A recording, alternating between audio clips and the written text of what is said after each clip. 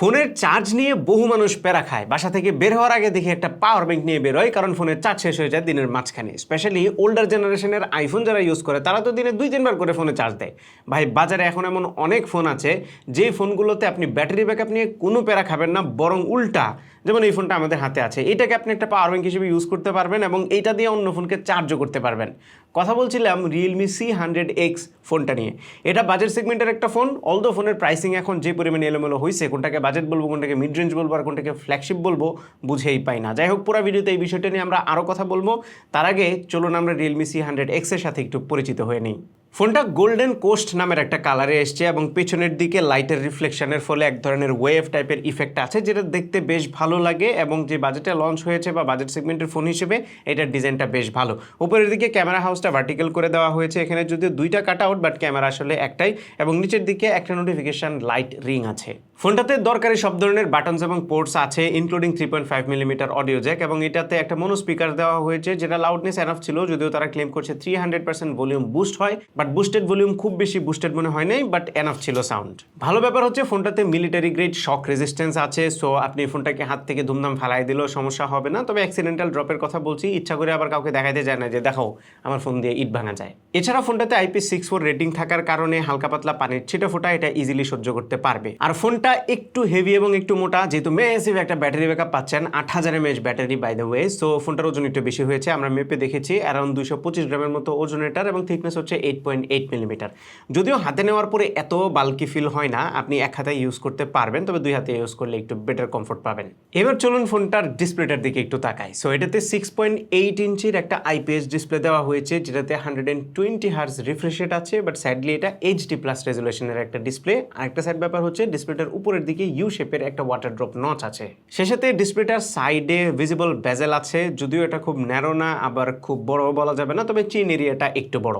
ডিসপ্লেটার quality আমাদের কাছে ঠিকঠাক লেগেছে। এটাতে কন্টেন্ট ওয়াচিং এক্সপিরিয়েন্স ভালো ছিল, টাচ রেসপন্স ভালো ছিল, শেষেতে কালার রিপ্রোডাকশনও ঠিকঠাক। বাট যেহেতু এটা HD+ রেজুলেশনের ডিসপ্লে, তাই একটু কাছে থেকে দেখলে শার্পনেসের কিছুটা ঘাটতি আপনারা খেয়াল করবেন। এছাড়া ইউ শেপের নচটাও কিন্তু এই ফোনটাকে একদম 2019 একটা ভাইব দিচ্ছে।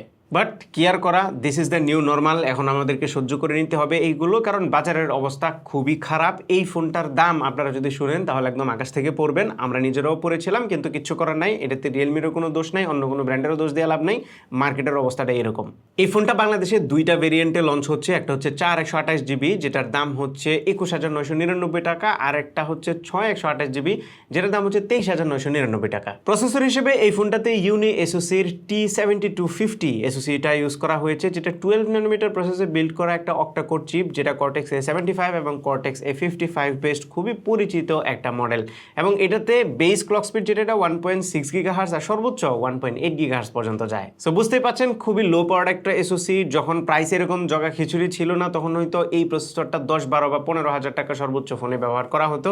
এখন 22 থেকে 24,000 টাকা দামের ফোনেও আমরা এই প্রসেসরটা দেখছি। পারফরমেন্সের কথা বললে আপনারা এটা দিয়ে বেসিক টাস্ক খুব ইজিলি করতে পারবেন। অ্যাপ ওপেনিং ক্লোজিং মোটামুটি স্মুথ ছিল, তবে ফোনটা ইউজ করতে গিয়ে মেজর ল্যাগ কিংবা হ্যাং আমরা খেয়াল করি নাই। তবে আবারও বলছি, যদি আপনি হেভি কোনো মাল্টিটাস্কিং করতে চান তাহলে কিছুটা সমস্যা ফেস করবেন। গেমিং এর বেলায় ফ্রি ফায়ারের মতো গেমগুলো আপনারা খুব ইজিলি খেলতে পারবেন। ফ্রি ফায়ার এটাতে বেশ স্মুথলি চলে, প্লেয়েবল FPS আপনারা পাবেন। তবে যদি আপনি আরেকটু upper class game, for example PUBG কিংবা call of duty mobile run করতে চান, তাহলে একদম লো সেটিংয়ে খেলতে হবে।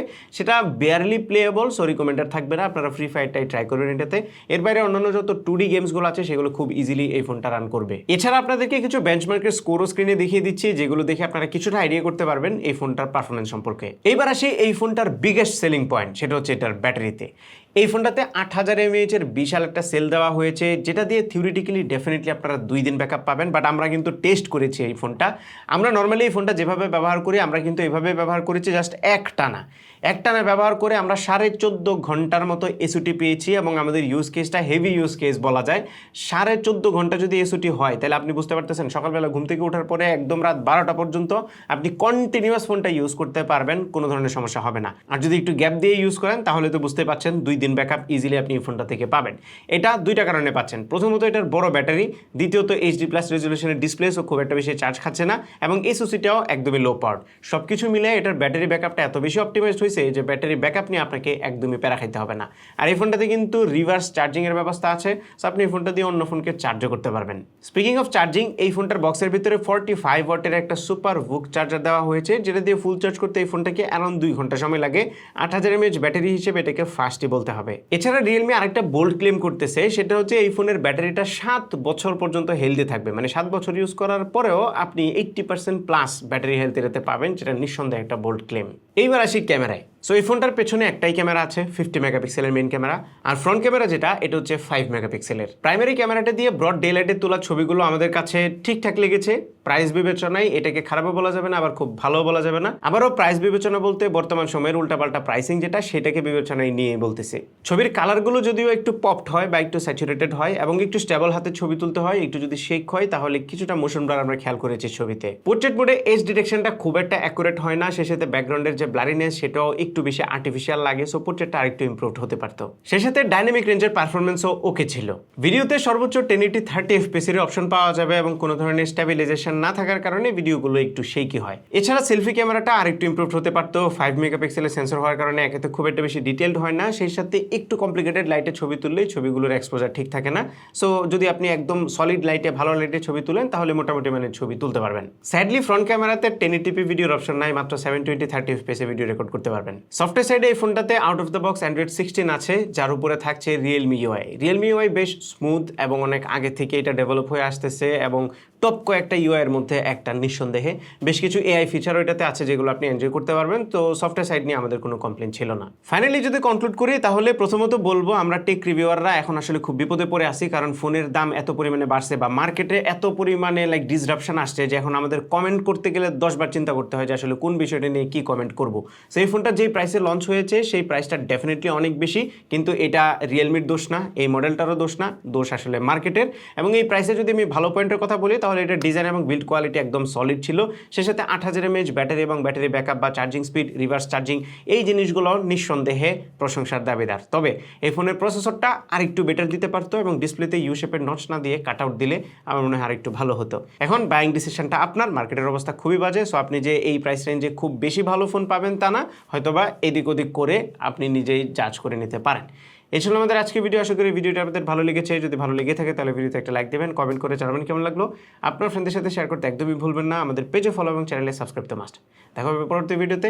টেক কেয়ার, আসসালামু আলাইকুম।